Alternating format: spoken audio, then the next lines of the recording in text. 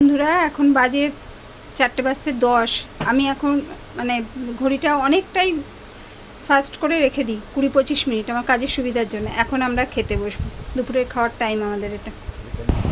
নাও তাড়াতাড়ি সবাই বসে পড়ো, ভাত বেড়ে দিচ্ছি।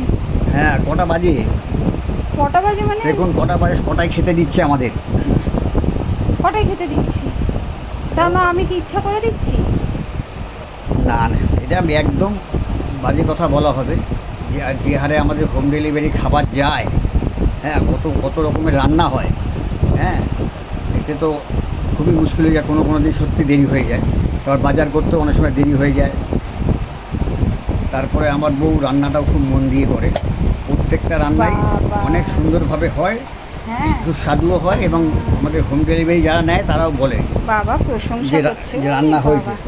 না, খুব যেটা ভালো সত্যি লাগলো কথা। গো, খুব ভালো লাগলো এই যে তুমি আমার এইভাবে প্রশংসা এটাই তো করছো। পাওনা, ভালো এটাই তো আমার ভালো করে পাওয়া, কাজ করে হ্যাঁ সত্যিই তাই, এটাই পাওয়া। সত্যিই তাই। পয়সা দিয়েও এসব পাওয়া যায় না। যাই হোক, এখন সবাইকে খেতে দিচ্ছি, আবার পরে কথা বলবো। টাটা।